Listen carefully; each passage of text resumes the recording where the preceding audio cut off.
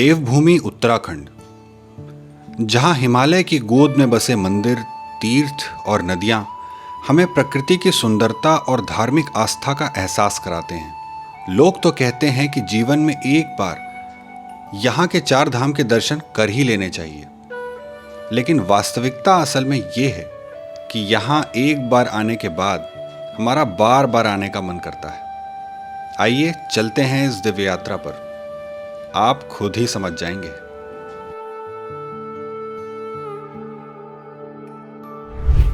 ये समय है जून का, पर क्योंकि हम हिमालय की गोद में लगभग 10,800 फीट की ऊंचाई पर हैं, इसलिए ठंड अच्छी खासी महसूस हो रही है।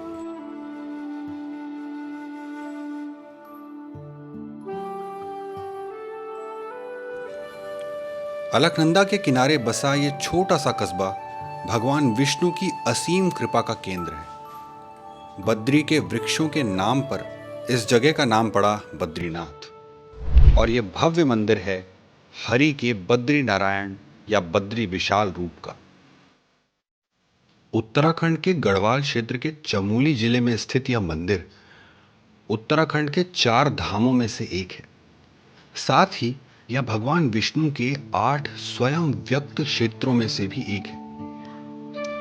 अप्रैल मई से लेके अक्टूबर नवंबर तक साल में 6 महीने के लिए यह मंदिर तीर्थयात्रियों के लिए खुलता है, और भीड़ ऐसी कि कई बार तो 5-6 घंटे लाइन में खड़े होने के बाद ही दर्शन हो पाते हैं।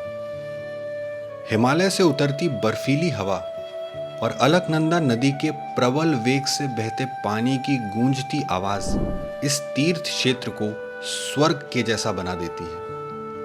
नागर शैली में बना यह मंदिर हर साल लगभग 10 लाख तीर्थयात्रियों के भक्ति भाव का केंद्र बनता है। एक पौराणिक गाथा के अनुसार भगवान विष्णु ने एक समय यहाँ पर तप किया था, और माता लक्ष्मी ने बद्री वृक्ष का रूप धारण कर उनकी बर्फबारी से रक्षा की थी। इसी से प्रसन्न होकर भगवान विष्णु ने स्वयं को बद्री के नाथ अर्थात बद्रीनाथ कहा था।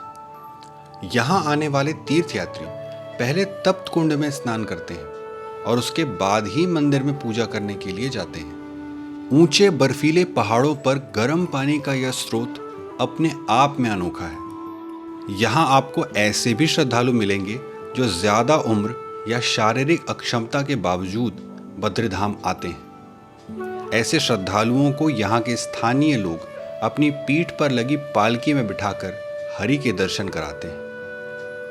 बद्रीनाथ में आपको कई छोटी छोटी और सामानों से सजी दुकानें भी दिखेंगी। इन दुकानों में पूजा सामग्री, अलग अलग धातुओं की मूर्तियां, बद्री नारायण की तस्वीरें, रुद्राक्ष इत्यादि मिलता है।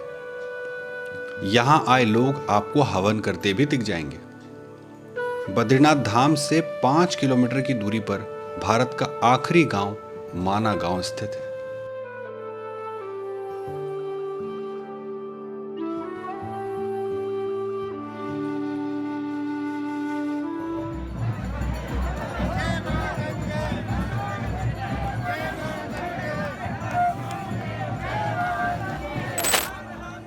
जय मां गंगे की जयकार के साथ आगे बढ़ती ये पालकी मां गंगा की है, और लोगों की ये भीड़ इसलिए इतनी उत्साहित लग रही है क्योंकि आज मां गंगा अपने शीतकालीन निवास मुखबा से चलकर गंगोत्री धाम पहुंची हैं।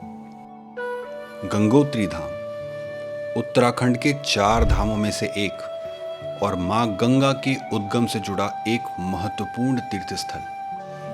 समय है अप्रैल का, जब 6 महीनों की भारी सर्दी के बाद गंगोत्री धाम के द्वार खुले हैं। गंगोत्री उत्तराखंड के उत्तरकाशी जिले की एक नगर पंचायत है जो लगभग 11,000 फीट की ऊंचाई पर स्थित है, और यह हिमालय से आती तेज धारा भागीरथी नदी की है, जो अपने उद्गम गौमुख से निकलकर गंगोत्री धाम से होते हुए गुजरती है। विष्णु पुराण, भागवत पुराण और वाल्मीकि रामायण के अनुसार इसी स्थान पर इक्ष्वाकु राजवंश के राजा भगीरथ ने अपने पितरों की मुक्ति के लिए वर्षों तपस्या की थी, जिसके बाद मां गंगा स्वर्ग से धरती पर उतरी थी। इस मंदिर को 18वीं सदी में नेपाली सेना के जनरल अमर सिंह थापा ने बनवाया था। गंगोत्री धाम में एक छोटा सा बाजार है जहां पूजा सामग्री, छोटी मूर्तियां, मालाएं इत्यादि मिलता है। हर जगह आपको मां गंगा की भक्ति में डूबे श्रद्धालु दिख ही जाएंगे।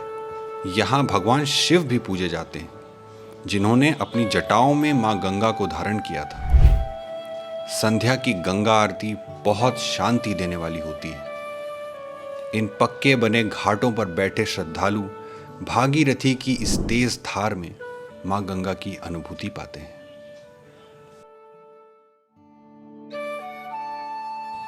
यहां हवा कुछ अलग सी है। ये बादल और ये ऊंचे पहाड़ सिर्फ उन्हीं की बातें करते हैं। वही शिव, शंभु, नीलकंठ, भोलेनाथ, महाकाल, वही जो इस क्षेत्र यानी केदार के नाथ हैं।